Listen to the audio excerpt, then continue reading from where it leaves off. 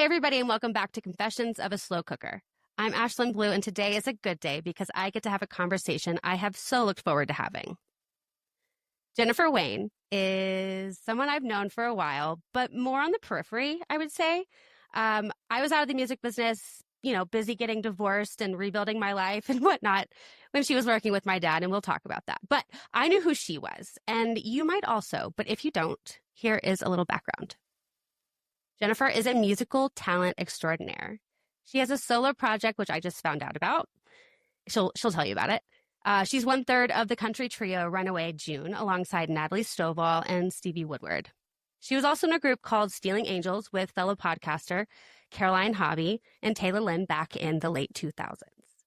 And that led, I feel like, just sort of, to her starring alongside Caroline on multiple seasons of The Amazing Race.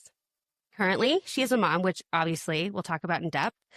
But in her spare time, when she's not momming or singing or writing songs, she also has a custom hat company called American Paint. The cutest cowboy hats, which, sidebar, honesty, I never had a cowboy hat when I lived in Nashville for most of my life. I got my first one here in Colorado. Weird.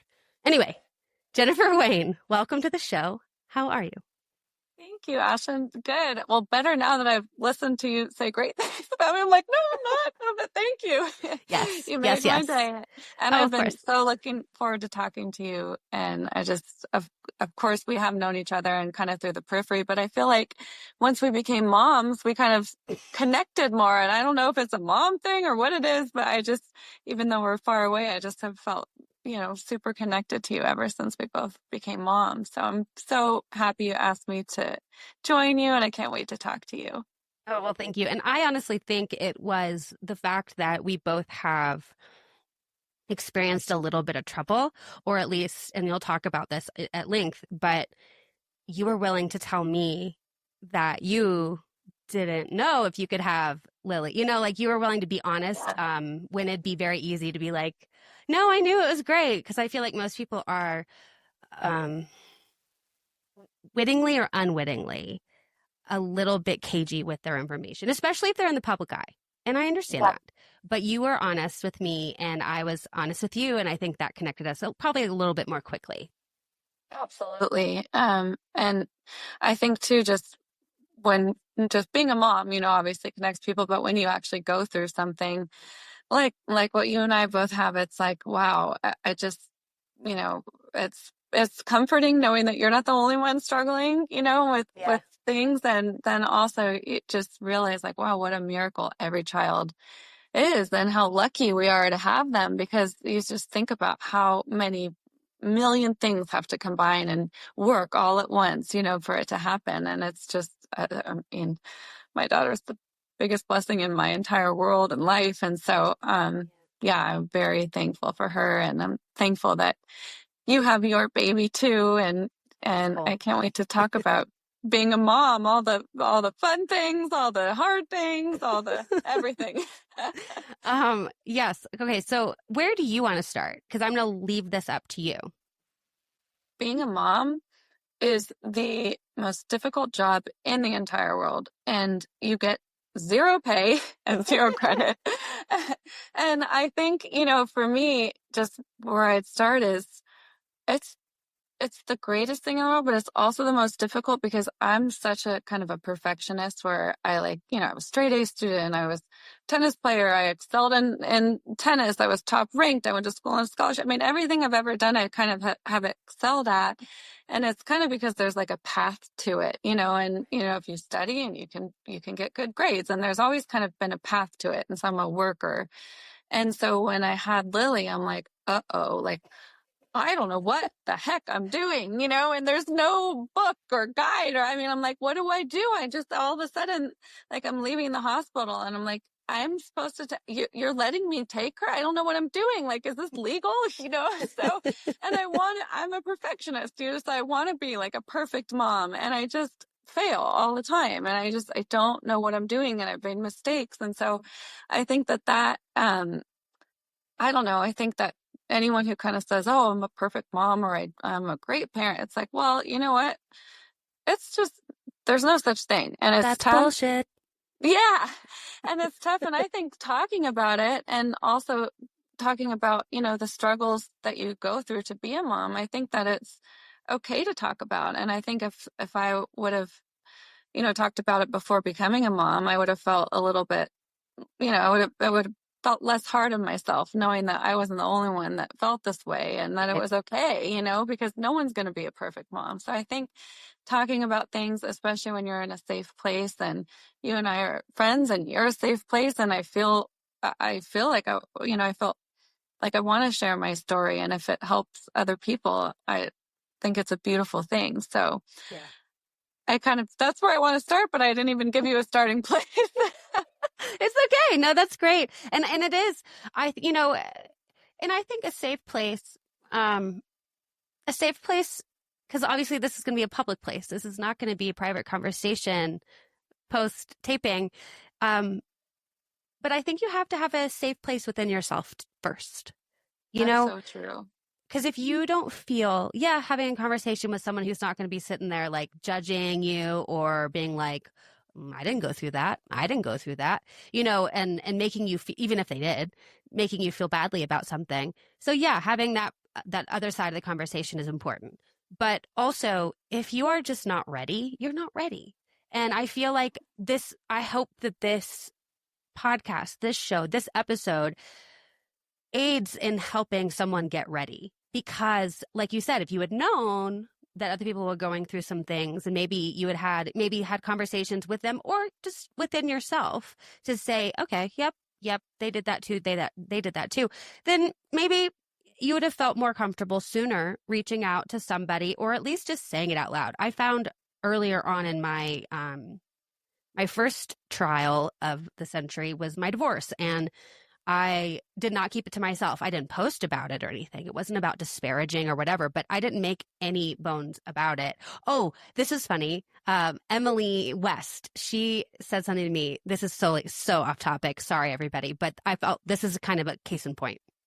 We went to someone's house for a little like girls get together, and Emily was there, and she asked me how I was. By the way, I was not doing well, and I told her so. I said, not that good. And she knew it was like post-divorce stuff. But later on she told me, or no, maybe she told me this that day. She said, at another function, I asked you how you were, and you said, I'm not doing very well.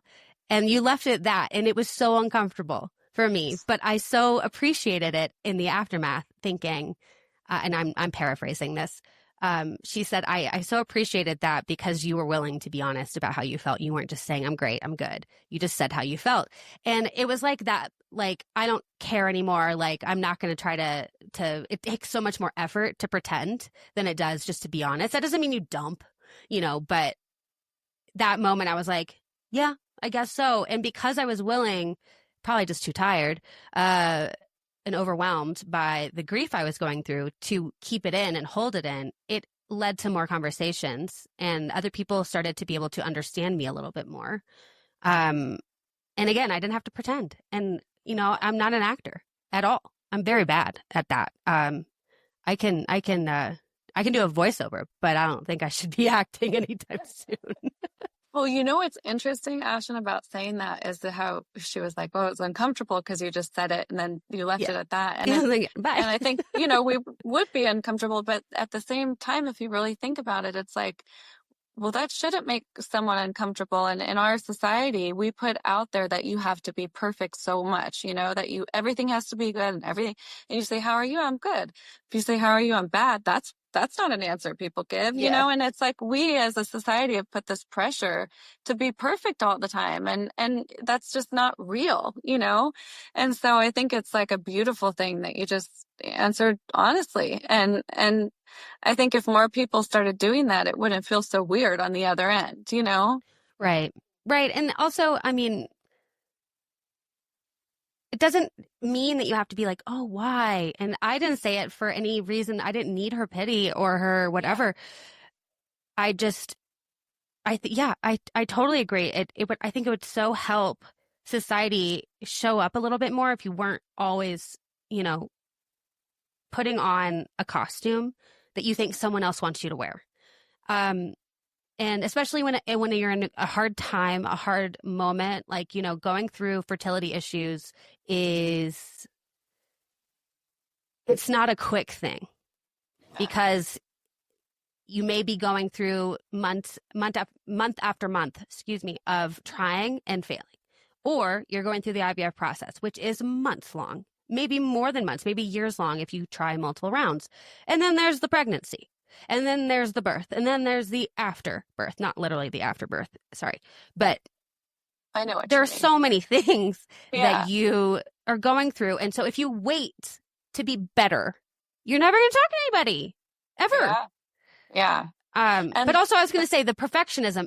People put it on, like society puts on. But if you're also a perfectionist, like you and I are, double. 100%. Yeah. And I think you and I are probably like hardest on ourselves, because that's kind of how you become a perfectionist. And when you're talking about all the, everything you're going through with failing and trying, and I think a lot of times people, or maybe men, don't probably understand as much as we do, is like there's some weird thing in us that feels like we have to become a mom, and we want to become a mom, and so when you feel like when you can't, and you're kind of failing like that, it's almost like I don't know how to describe it, but it's like you're failing in your purpose, or your body's not doing what it's supposed to, and what is my fault, and so it's a weird emotional toll too, not just wanting the baby. It also has some kind of psychological thing on like, what's wrong with me? I'm supposed to be able to have a baby. I'm supposed to care, so I think there's like this whole other world, like, and there's just so many avenues of just emotion that you go through in this process. And I think a lot of that, gets ignored, because you're just thinking about, okay, well, she's upset because she can't have a baby. It's like, well, there's also like a lot of other stuff, and there's an age limit too. Like men can have kids till whenever, and we are just locked in at a certain number. It goes away. And so there's like that pressure. So part of my story is I wanted to be a mom, but I was in no hurry to be a mom. I was busy doing music, and in music, it's very tough to be a mom, and it's almost kind of shunned. It's getting better, I think. But, when I was in a band, my first band, our label dropped us when one of our band members got pregnant. And so you always just like have in the back of your mind, like, you can't have a baby, don't get pregnant, don't get pregnant. You'll lose your deal.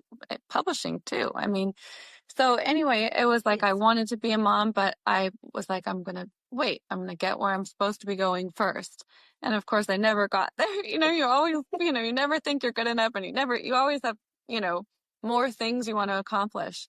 And so when COVID hit, it was like my entire world just stood still, and there was no touring, no music. I was writing, but, I wasn't gone. And so I met someone, my daughter's dad, and I just like fell in love so fast, so hard. And we actually spent every day together because I wasn't traveling and there was nothing to do. So you're like living with this person. And I felt like I knew him, and I really didn't. I only knew him for a couple months before we got married.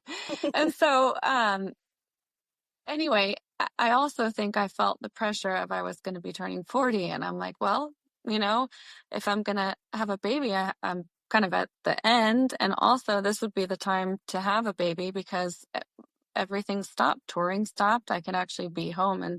And so I think like a lot of that, when I look back at why did I get married so quickly? I think a lot of it had to do with the, having a The child, external being a factors. part of it. Yeah. And like Or the biological clock too. Yeah. Yeah, I'm on a clock, and I better do it now, Yeah.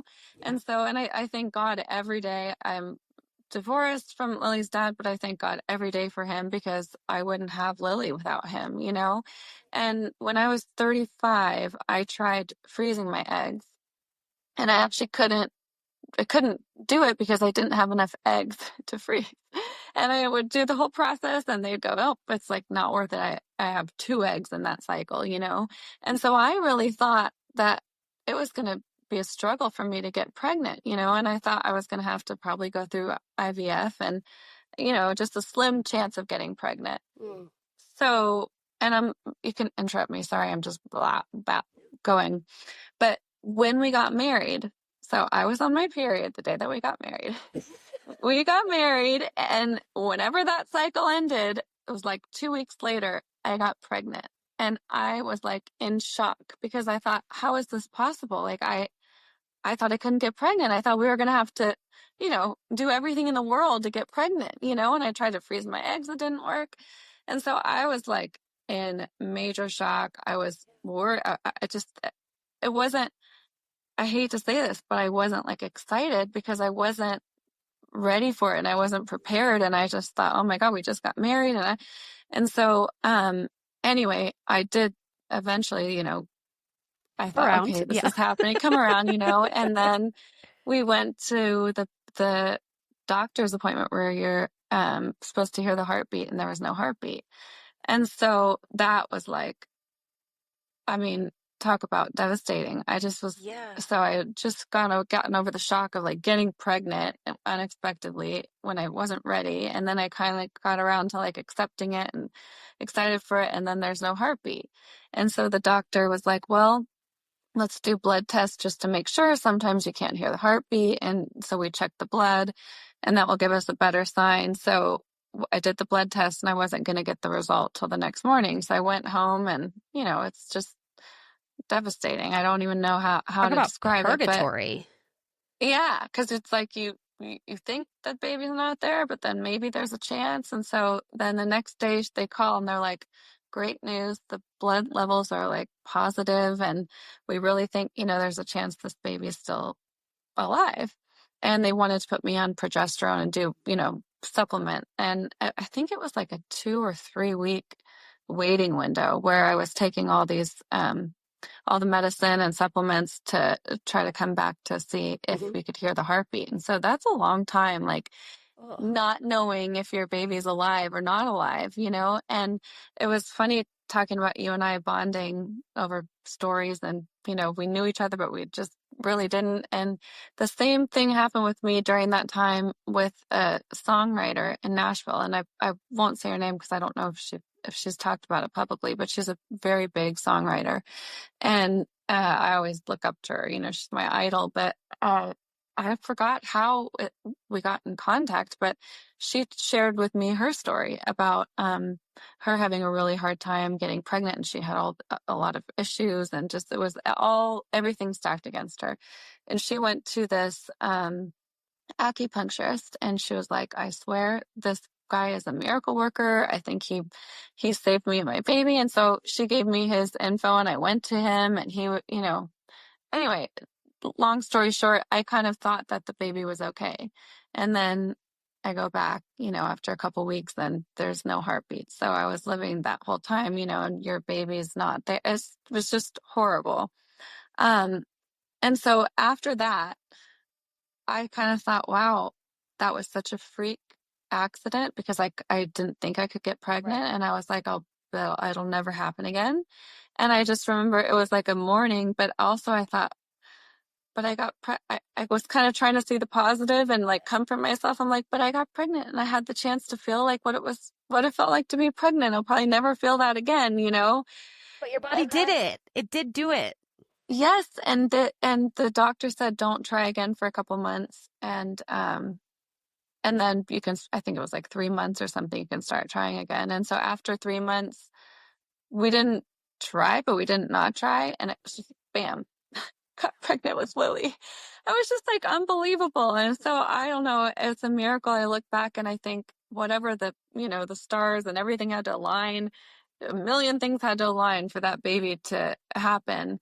And the doctor told me when you have a miscarriage, your body is still in the pregnancy mode and still kind of wants to get pregnant. And so they said a lot of pregnancies actually happen after miscarriages because your body is in that mode. And so I look back and I think, wow, I think that first baby came because it knew that it was going to bring life to Lily. And I wouldn't have Lily without that happening. And so Yeah. it's sad, but you have to kind of try to see the beauty in things that are sad. And I feel like that was its purpose, is it wanted to come and give life to my little girl. I feel the same way, actually. As much as I hate that we lost our first embryo, I would not have Archer. I mean, I would have somebody maybe, but Mhm.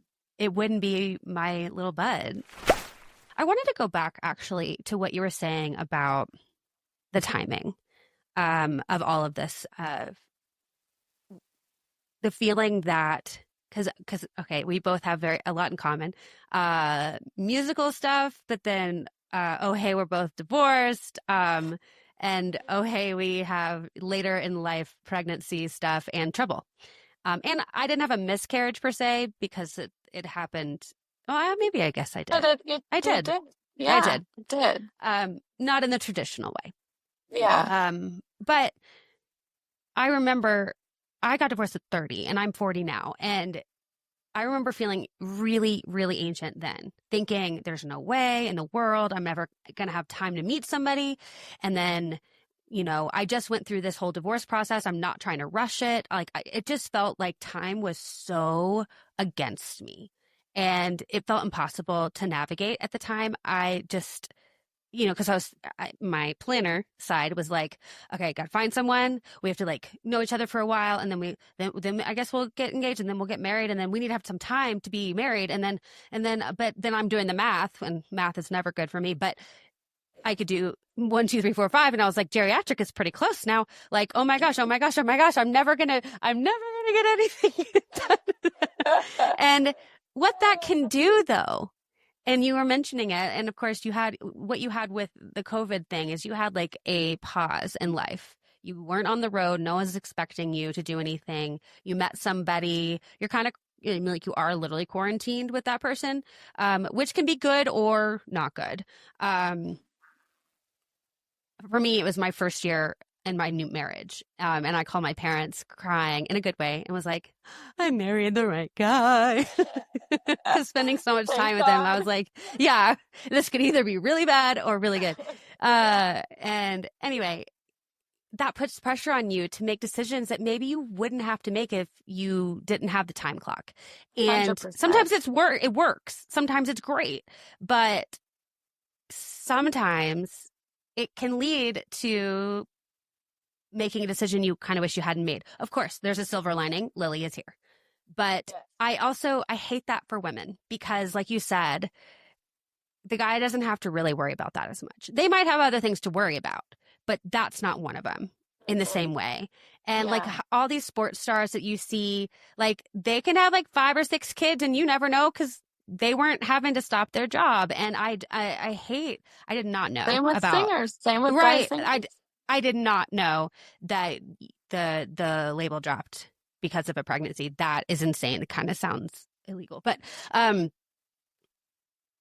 that's the wording wasn't that, but that was the reason, okay, yeah. Um, illegal in reality.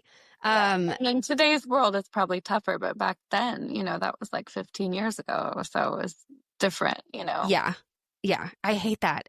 Yeah, because like people, it's like, okay, do you want us to progress as a society, or do you want us to stay in the Stone Age? And then that goes back to your point, or not the Stone Age, the 50s.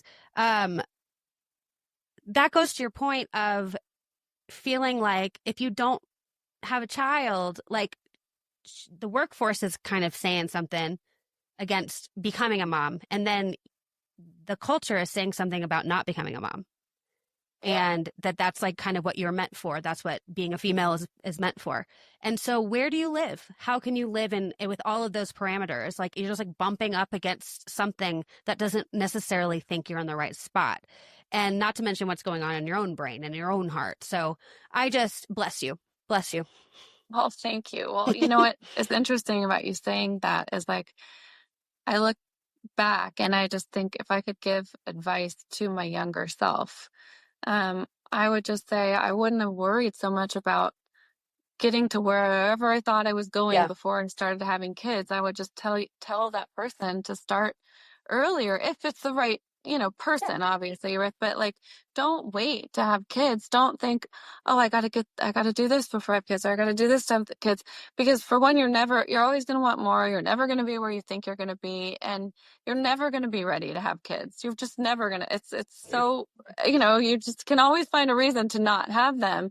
And then you get to a place where you're like at the time where you can't have them anymore. And Lily is that only child, and I want 10 more of her now, and I just look, and I won't be able to. And I look back. So if I could give my younger self advice, I would just say, put more,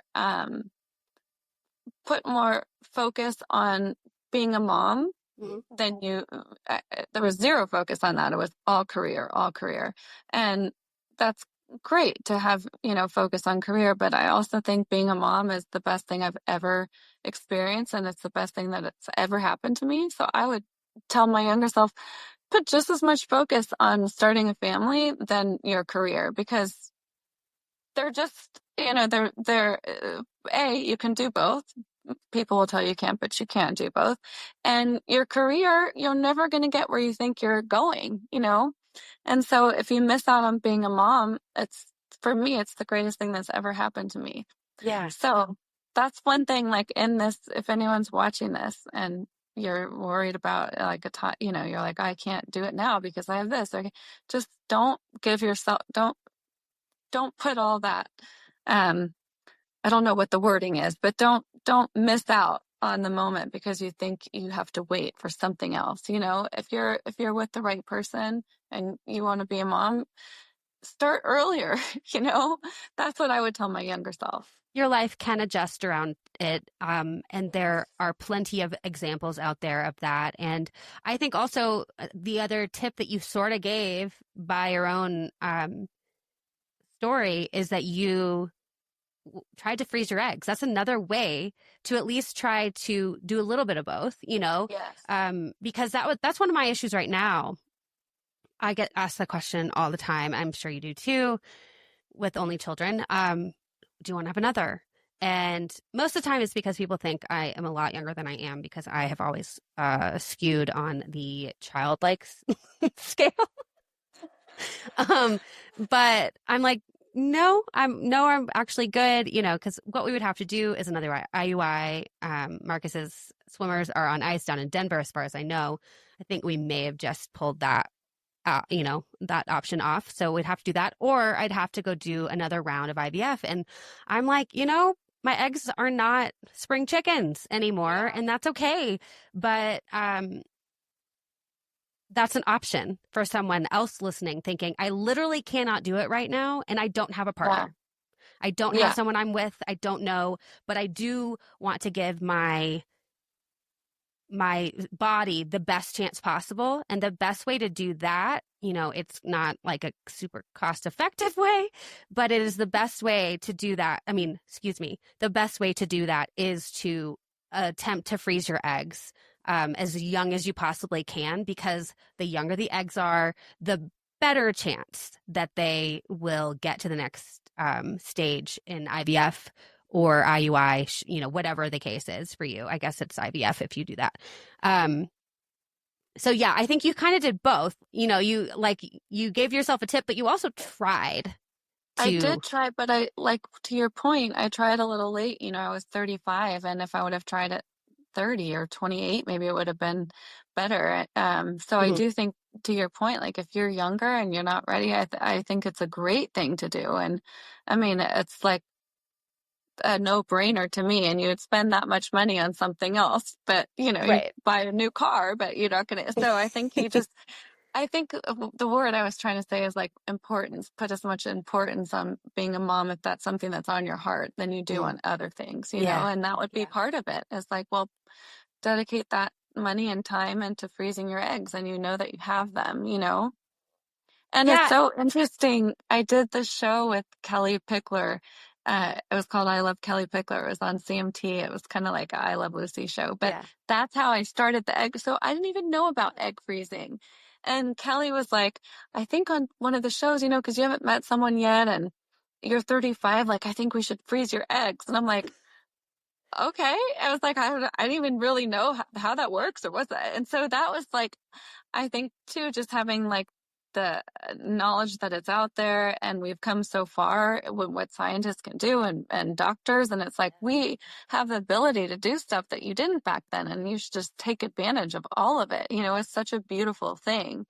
Oh, I know what I was going to say is at the time I was like, gosh, Kelly, I don't know. That's kind of like weird. Is that like kind of playing God? And she goes, honey, in her accent, she's Yeah. like, God gave us all brains and he gave those scientists and doctors the brains to figure out how to do that. This is God's work here. And I'm like, she's so right. God gave us the ability to do all this stuff. And she's so right. You know, why would I think anything else? So anyway, she's wonderful. But I do I love her think, candor.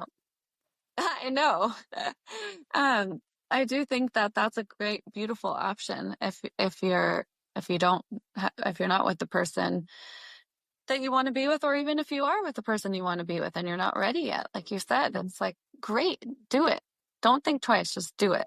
I think all of this can be chalked up to two things. One of them is to be present in your life, your actual life, like every single day, which of course you need to be every day. But when you're in pursuit of something like your career, it's easy to always be thinking of the next and where you want to go and what step do I need to take to get there. And it's easy to, if you're a planner or a perfectionist or type A or all the above, like myself, to think once I this, then I that. And to think that there's no way that you could possibly have a wrench thrown in and it be a good thing. I will say one of the best things about Coloradans, now that I've lived here almost a decade, which is insane. Wow, I can't believe that. I know, is that one thing they do is they bring their kids into everything they did before they had them. A lot of times it's their older parents because they were into sports or like, mountain biking. Things are like intense. And some people decide not to have them at all and continue doing that. But a lot of them eventually decide, okay, I do want to start a family. And you will see on the trails, on the mountains, like slopes, everyone just has their kid, just part of it on the bike. So awesome. They bring it in. I think actually they're not Coloradans anymore, but Patrick and Harmony Tracy, Patrick will he has them doing stuff early on. He adopted that mindset early, and I loved it. But yeah, you just you have a life, bring them in, as opposed to you have a life, stop it, change it, move it, and think about it. I think the most positive way is to think about it as they're joining your life in the best of ways, and they're going to love it because it's a life you painstakingly made. And so thinking that you have to carve out who you are to become a mom, I think is detrimental to just the natural order of maybe what could happen if you just didn't mentally let that in. 100%. That's a great way of putting it. But then also, at the same time of being present, think about the future. Think about, if you're a woman, you got to think about how old you are, because what you cannot do is decide when you're going to meet someone. That just is not something. I tried. Post-divorce, I tried so hard. You can't make that happen. You can't decide if you're going to meet somebody when you're in high school, in college, after a divorce, before you're 40. You can't. And so instead, what you can do is plan for the fact that you're going to turn 40, 35 at some point. So if you know you want to be a mother, think about that ahead of time, regardless of what your personal life is. And maybe you don't want a partner at all, and that would be a lot easier. But if you do, I would suggest being present in your life, but also thinking ahead in terms of, all right, I want this momhood. So I don't have what I want and who I want to be with to do it. But because I know that, I'm going to go ahead and take steps to make sure that I have the best shot possible at becoming a mother. Yeah. And it's very interesting that I did not know before I went through the egg freezing process is I just thought we had our periods and our body created eggs each cycle. I did not know that we were born with a certain amount of eggs, and every single time you have your period, those eggs are gone forever. Had no idea. So when I learned that, I'm like, wow, that's crazy. And everybody's different. Everyone, some people continue to have eggs until their late 40s. Some people stop in their late 30s. And so you just don't know what your number is.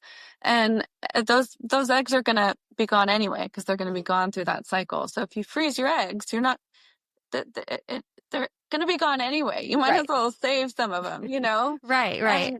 And even if you don't know if you want to be a mom, but you just want to have the option, it's like at least you're giving yourself that option, and I think that that's kind of empowering, is knowing that you have that option, because if you don't and you're 45, you probably don't have it anymore, Yeah. Oh, and that leads me to think, okay, so we were talking about freezing eggs, but also I highly recommend, and I'm sure you'll agree with this, just going through what you had to go through, getting checked out on all the other levels.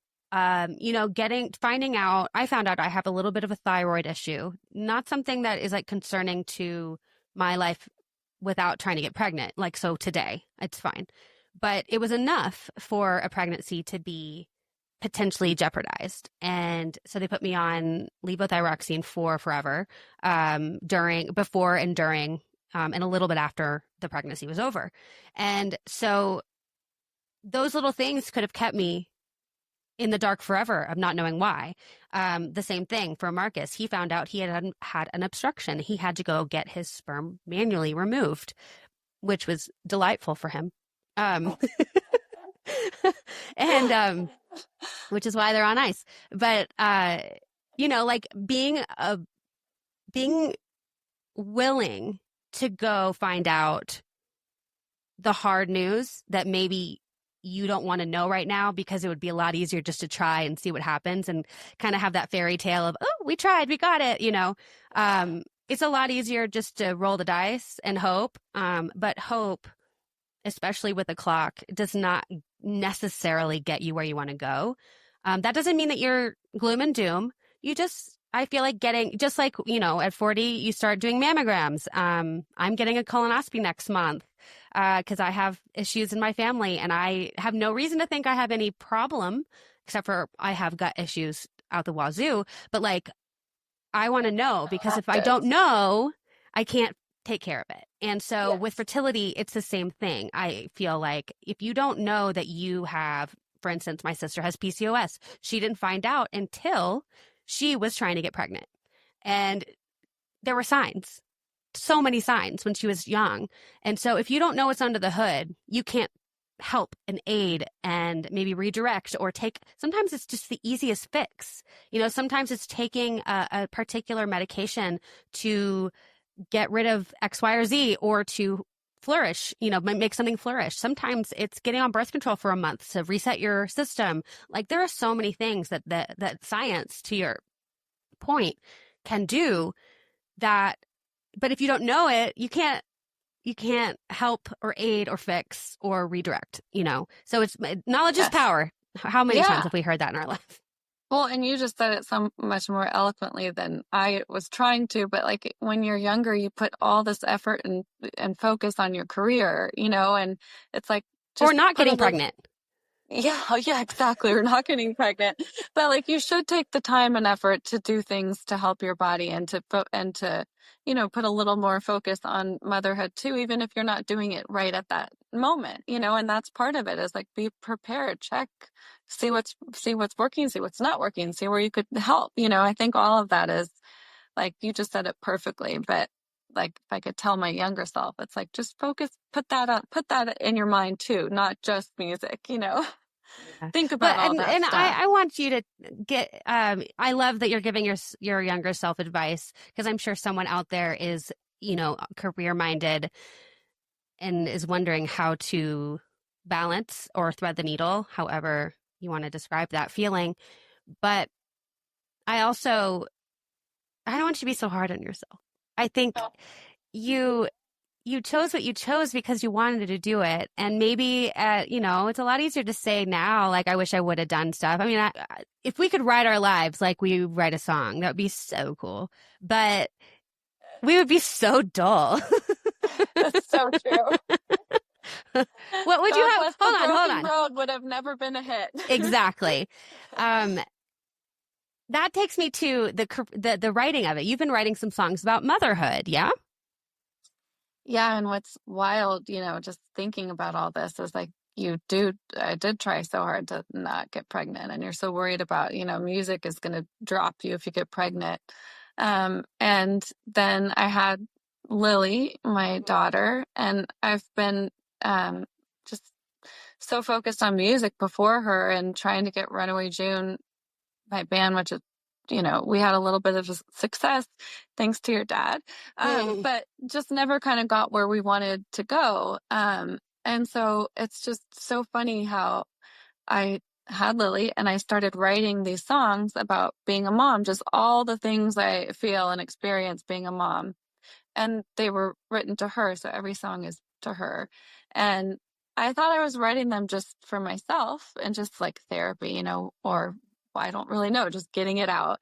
And I never write by myself too. I always co-write. So these were the first songs I really truly, I mean, I've written a couple, but that I was just writing by myself, and they were all things just real, raw emotions, and being very honest about my situation and all the.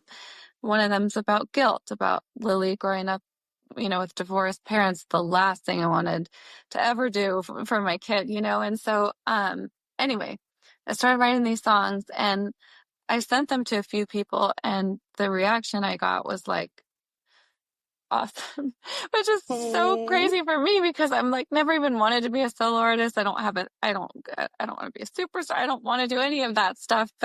And you spend your whole time like trying not to be a mom and thinking that being a mom is going to prevent your music from taking off. And then here I am, I become a mom and I write these songs like not thinking anything's going to happen to them. And I'm getting all these people that want to do stuff with me and do stuff with the songs. I'm like, wow, this is crazy. That Lily has actually inspired me to, I think, write some of my most beautiful songs I've ever written. And they're all to her, but it's also like pretty cool to go, wow, I was so worried that having a child would prevent me from doing this music industry and music thing. And then now here I am writing songs about it. And I'm going in with Jay DeMarcus, who's in Rascal Flatts, and he's going to produce some of the songs. And I'm like, what is my life? I moved to Nashville. Rascal Flatts is huge, and one of the first songs I ever pitched my music to was Rascal Flatts, which I'm sure never even got to them. But I just remember thinking, oh my God, if they heard this song, if they even just heard it, I would be the luckiest person in the world. And, so that was like my first memory of Nashville, is like coming here thinking, wow, if they even just heard the song. And then now Jay is producing my music about being a, it's just so crazy to me. It's like a full circle, beautiful moment. And just so cool that this music, whatever happens with it, it's touching people, even if it's just one person or two people, but it's pretty cool that it's all come full circle and it's all about being a mom. I love that story so much. And before we started taping, we were talking about songwriting in general. And I know this has nothing to do with fertility, people listening, watching, but there is something about authenticity that just makes all the difference in everything you do, including writing music. We were talking about writing for other people because we've both done that in the past, and how it, when you start writing for yourself, literally not like as an artist, but like writing because you want to say the thing and you want to do the thing, and tell the thing, whatever, it aligns so much more quickly with everything else that's going on in the world, including the people who reach out to you. I feel the same way about this podcast. If I had not gone through all my infertility issues and written so much about it and decided to write a book about it with my acupuncturist, and then decide, oh, I want to start editing podcasts for a living, and then being like, actually, I could do all those things. It was like the weirdest year last year where, and this is no longer about songwriting, but like I was stepping into something that aligned with who I was and something I was super passionate about, but none of it was about like, I want to be a podcaster, It had nothing to No. do with that. It was just like, no, I have something to say and I really care about it. And I know other people do too. And no one's talking about this in the same way. And how much better could our conversations be with people if this is our norm? Yes. So same with And how your cool, writing. how cool that Archer, like you wouldn't be doing this without Archer. It's No. like you being a mom is giving you this whole other work path, you know? So we're so worried that work is going to stop being a mom, but then it's actually creating this beautiful line of work that you're passionate about that you weren't even trying to do, you Yeah. know? And it's because of Archer. It's just so cool to me that being a mom brings all these other blessings that you don't even know about. And you're so worried that things are going to get taken away from you or not going to happen. And it's actually the opposite. Right. And what forces you, I think, just to like distill yourself down. You only have so much time in the day to have a thought, like a real one. And I mean, I don't know about you, but Archer is psycho pants in the best ways possible, but he is psycho pants. And so, I mean, running around, we were talking this morning, Marcus and I, because he has like 3 or 4 trucks while he's eating breakfast.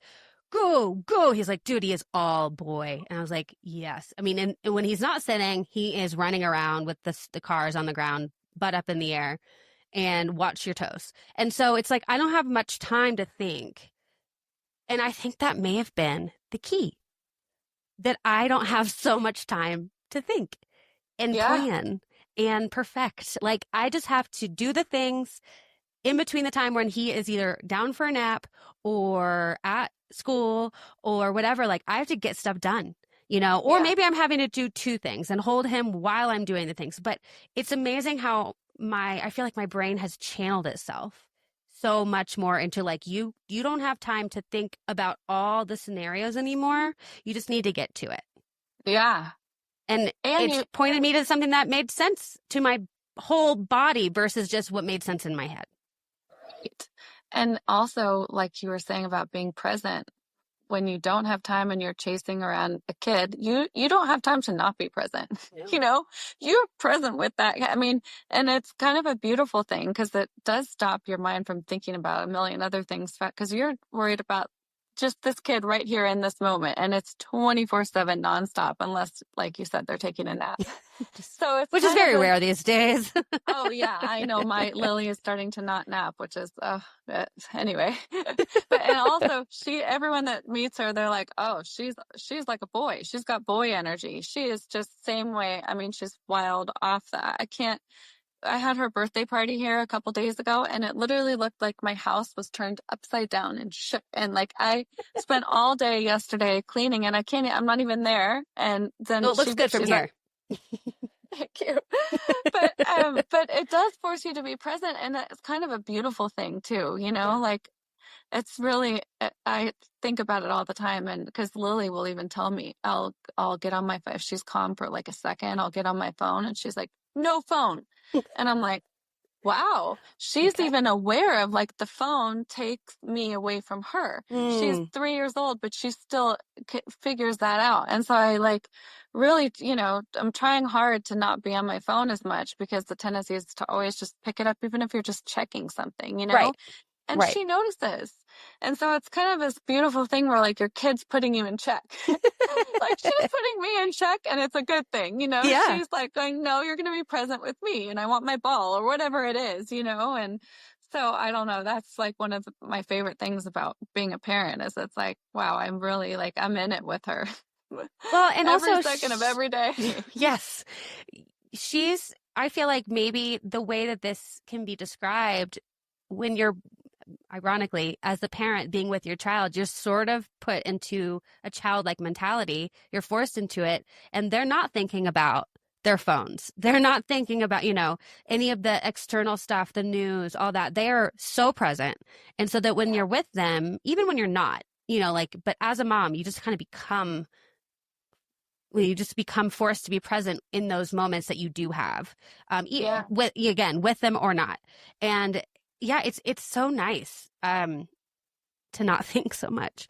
I I am so tired of thinking, but but yeah, I think having a child, if you want one and you get one, there are some beautiful things that can come out of it that are so unexpected. And I was seeing the other day, it was a meme of some sort, but not like a funny one. It was like facts, and I wish I had it.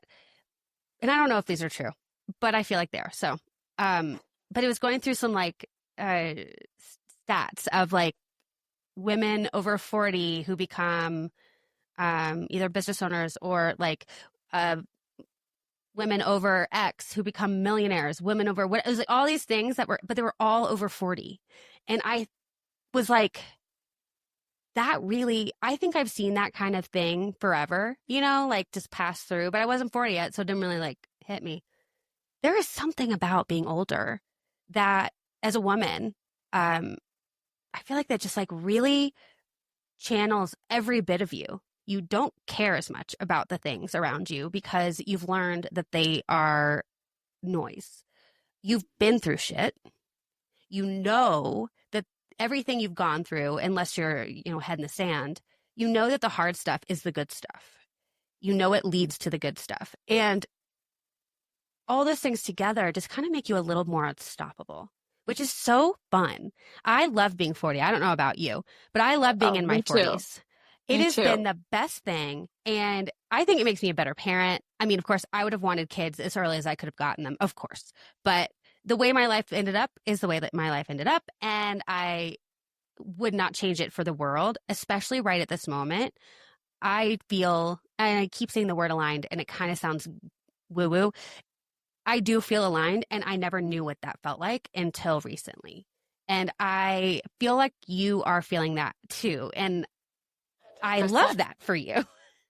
It is an amazing feeling because I feel the same way about this new music I've written. I just feel like, and that's obviously being sent from God because it's just coming down and so he's doing this for a reason. He's wanting me to write this music and it's coming from my heart. And so there's nothing that's ever felt more real and more aligned, like you said. And also, I think, like you said, being in your 40s, you just don't care as much. You don't care about other people and like what they think. And I think my whole life I've just been so worried about what everybody thinks. And, it's also just like this beautiful confidence that you have that you're like, no, I can do anything, really. Like, I feel like at this point in my life, I'm like, I could do anything I want to do. Mm-hmm. And I feel like you're supposed to feel like that when you're, 20, and then when I was 20, I was just so nervous and I'm like, and now I just have a confidence that you can't get unless you've gone through stuff like what you said. You'd have to go through shit, and then I think also being a mom gives you confidence. I mean, talk about something difficult. It's the most difficult thing I've ever done in my life. And my body pushed out a literal baby. I mean, I just like every time I second guess myself, I look in the mirror, I'm like, you are badass. You gave birth to a child, like, and so I just think that that's also, given me a lot of confidence. And I feel like that's the way with you. Like, it's just a beautiful thing. So I think women in their 40s are just unstoppable. If they let themselves be. And I am choosing to let myself be. And I don't look like I used to when I was doing music and, like my most fit, my thinnest, whatever. I don't care.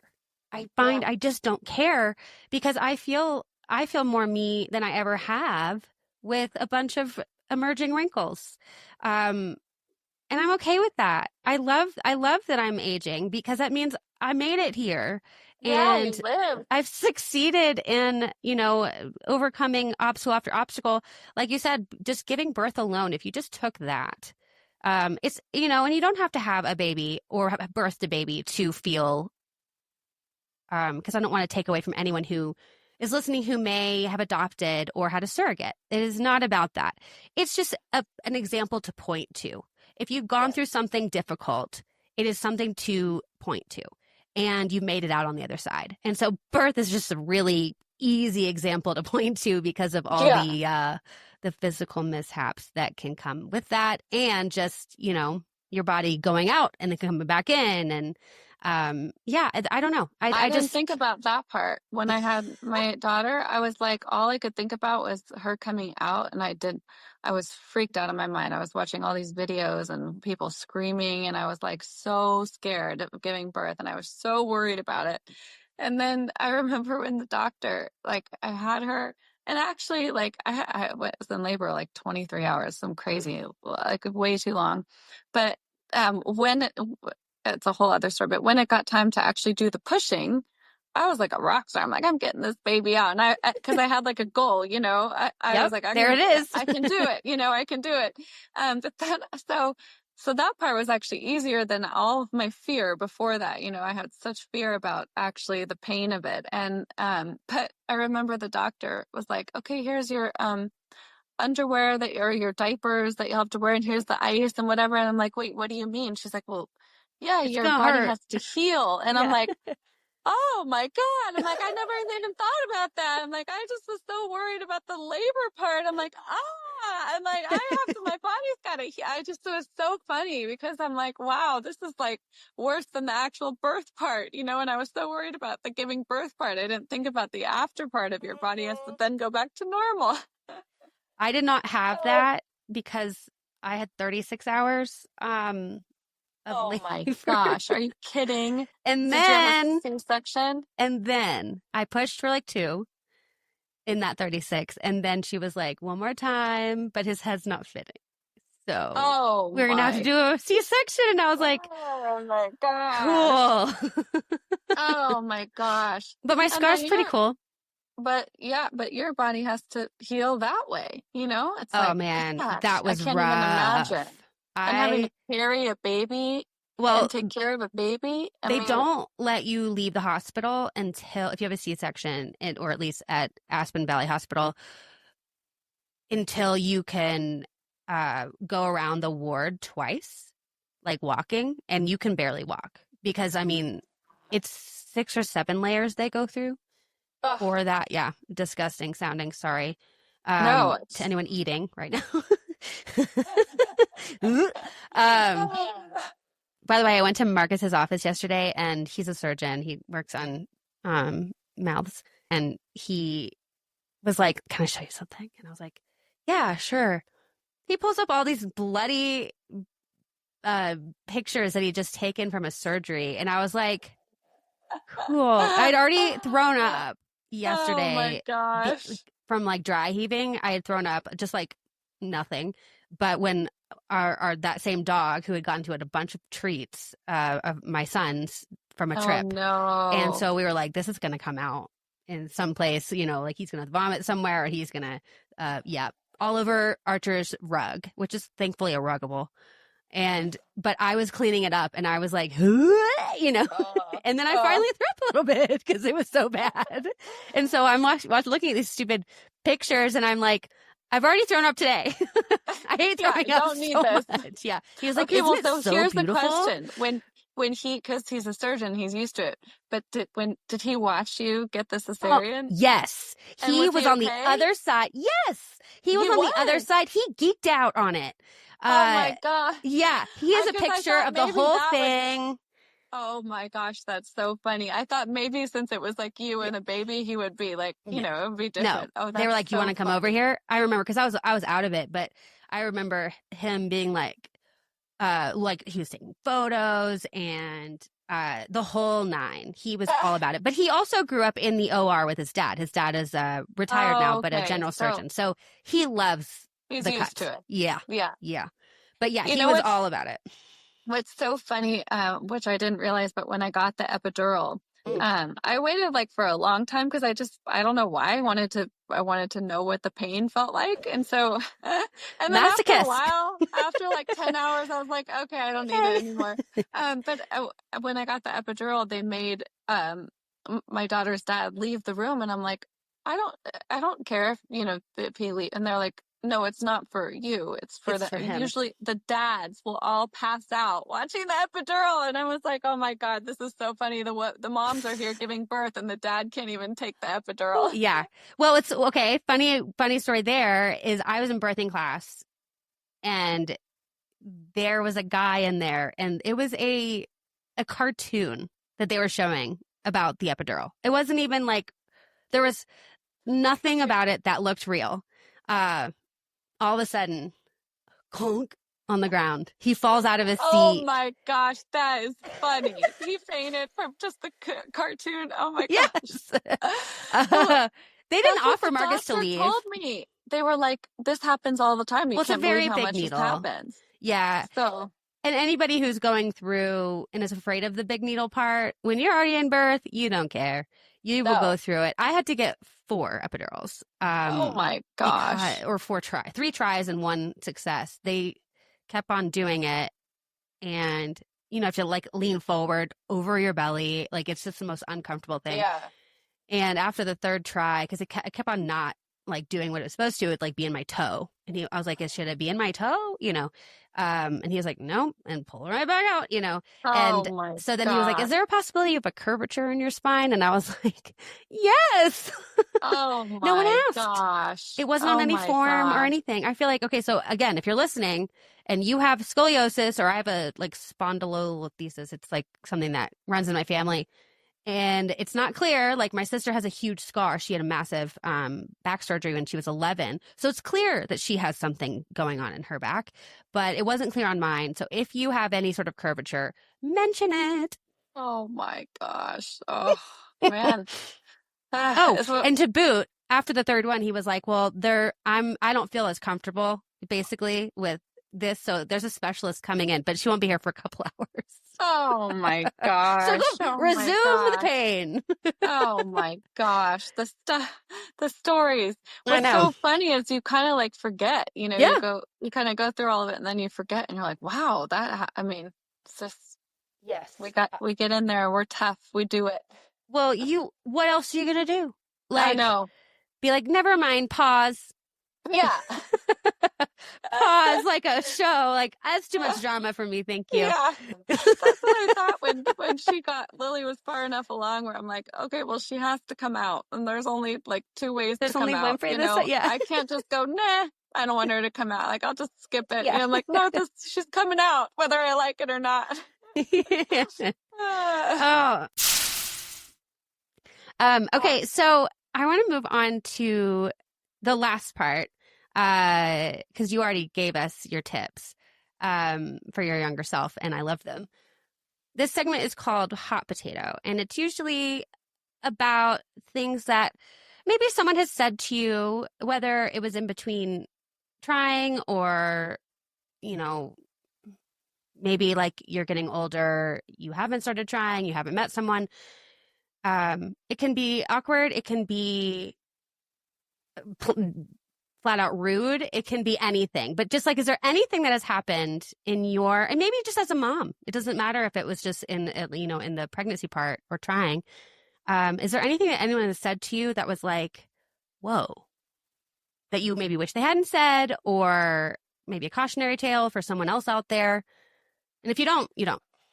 I don't really have one, but I will say, which this I guess will never change, but I just remember when they were like, oh yeah, it's a geriatric pregnancy. And I was like, oh, that sounds pretty, not great. Bleak? And then they were like, anything after 35 is a geriatric pregnancy. I was like, you know what? That's really, I feel like a lot of women are getting pregnant after 35. And I feel like that term should just be like something different. I don't know. So it's probably not going to change because it's a medical term, but like, babies are very healthy and can be just fine after 35. Thank you. So why are Yeah. we calling it a geriatric pregnancy? It's just bizarre to me. That was the only thing I like off the top of my head. I was like, I don't like that. That doesn't make me feel good and healthy and like I'm going to deliver this great, beautiful, healthy baby. That makes me feel scared.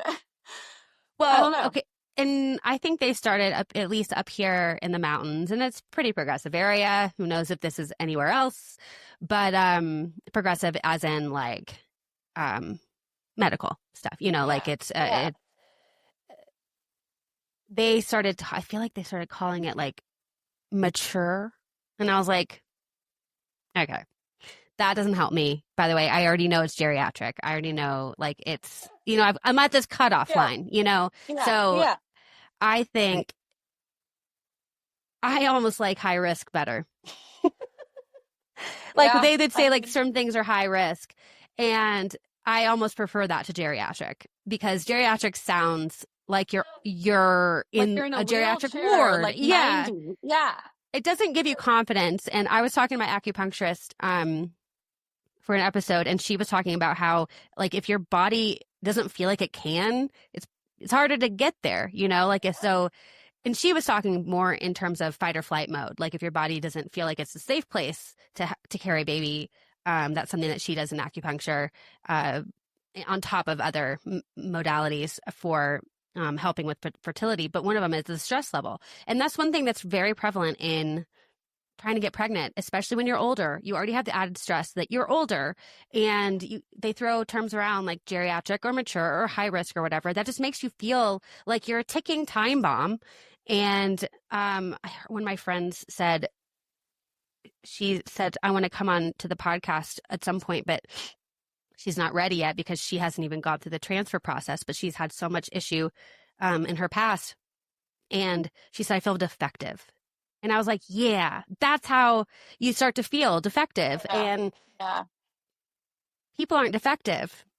No. Products are defective, you know? And so if you feel like a product and don't feel like a person throughout this process, it's just going to complicate it even further. And so, I'm all for it, especially when you don't start until you're geriatric. Like you were saying, like you didn't freeze your eggs until you were 35. I didn't start trying until almost 35 because I got married at 33. You know? Yeah. Yeah. So anyway. Yeah. Well, I'm glad I'm not the only one that thinks that's weird. I'm like, that's just a weird. I think it should be changed. Well, and it just, I feel like it accelerates how you're already feeling. It just like adds to it. Because if you're already feeling old and then someone tells you you're on death's door, reproductive wise, then yeah, your confidence level in your body to do what it's supposed to do is not going to be like super high. Like how if they're could like, it? you know what, you're later in life having this baby, so we're just going to be extra careful and we're going to do some just to be extra safe, and we're going to do this, and it would just be like, okay, got it. You know, it's just a jarring word, I think, Yeah. you know, because it just makes you it puts a lot of other things in your head, and so yeah, it's not about lying and saying you're so young, you know, like no, I know, it's about how it is perceived in that moment when you're already in a stress position, a stressful mindset, and so just and also you're very alone as a woman in that moment. I feel like, because totally. the guy doesn't have to worry about that. And I think that's also another thing that you can't really help somebody else understand what it feels like to have a clock if you don't actually have a clock. You know, it's really hard to describe. And it can be dumbed down by people. I've heard it in my life, not from my husband, but other people, like being like, okay, you know, you're just kind of, you're too type A about this. You're too nervousy. You're too anxious. When really it wasn't about that. I just knew the facts, you know, the facts are the facts are the facts. And if it doesn't work and I didn't try to do something about it, that's when things are really going to go wrong for me. Yeah. And what's interesting too, like guys don't understand because they don't have it, but also girls don't understand when you're younger. I didn't understand. I mean, I knew I had a clock, but I didn't start feeling it until you actually feel the clock. Yeah. So it's hard to really, like, you know, you don't know what it really feels like until you get there and you're like, oh, wait, I have a clock, you know? I mean, you know at 20, but you don't feel it. Right, because it's not ticking yet. You can't hear it. And you also don't know what your life's going to throw at you or not throw at you. So you're trusting the process, so to speak, up until that point, I feel like. And my parents had me. They got married at 20. They had me at 23, 24, respectively. And so in my brain, it was going to happen. It was going to happen probably like them because I liked their story. I was going to try to model it. And then I didn't get married till I was 27, got divorced at 30, and then was like, well, okay, this is not how I thought it was going to go. Yeah.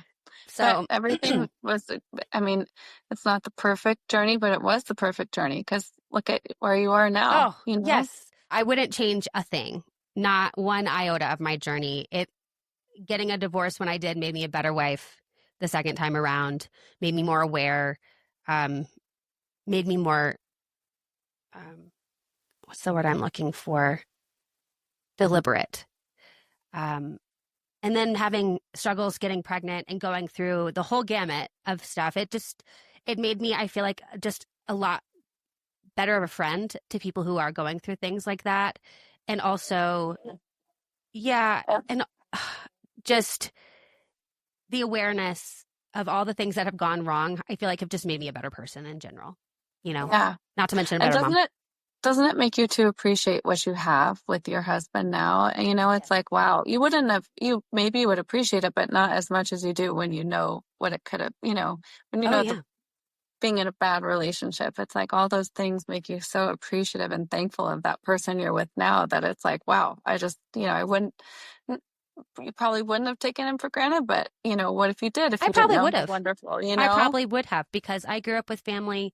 My parents are still married, and so I probably would have taken it for granted. Um, I took for granted that any marriage you get into works because I saw it modeled for me, and that's not anyone's fault. Yeah. But but no, I would have. I would have totally taken him for granted, and I still do probably, but probably a lot less than I would have. And the same thing with being a mom. Um, I had all these ideas about everything in my life in terms of when I was going to be a mom, how I was going to be a mom, how many kids I was going to be a mom to. All that went out the door, and I'm left with the present, and I'm left with this kid who is just so cool, and I just love every moment of it. And I'm able to be present, I think, because I'm like, dude, this was a long journey. You better not miss this. And everyone says to me, and I'm sure they say it to you, it goes by so fast. It's, and it does. But I'm so aware of it going by so quickly that I feel like I'm benefiting from being older because I'm able to be more present. I think my body and my mind and my spirit have been able to really pull it in after all of the above has happened. Yeah.